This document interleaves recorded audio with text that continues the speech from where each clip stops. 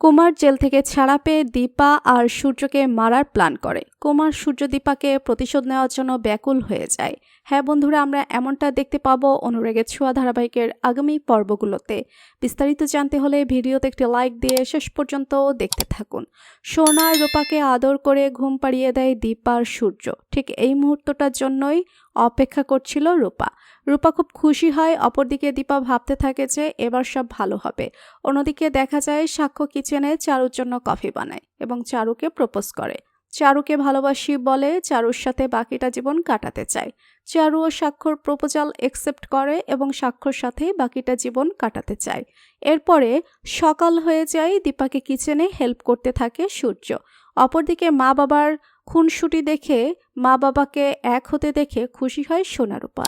সাক্ষ্য সেখানে এসে হাজির হয় এবং সকলকে বলে যে সে আর চারু বিয়ে করতে যাচ্ছে, যা শুনে সবাই খুব খুশি হয়।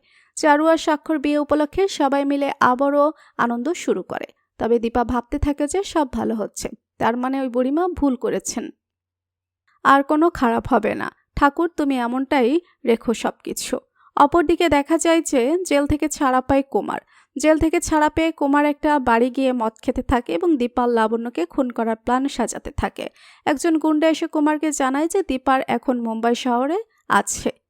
কুমার প্রচণ্ড ক্ষেপে যায় এবং কুমার ওই দীপাকে মারার জন্য উদ্গ্রীব হয়ে ছুটতে থাকে। তো বন্ধুরা, তোমরা কি চাও যে দীপা যেন কুমারকে আবারও উচিত শিক্ষা দিতে পারে? তোমাদের কি মতামত জানিয়ে দাও কমেন্ট করে। পরবর্তী আপডেট সবার আগে পেতে সাবস্ক্রাইব করুন আমাদের চ্যানেলটি। ধন্যবাদ।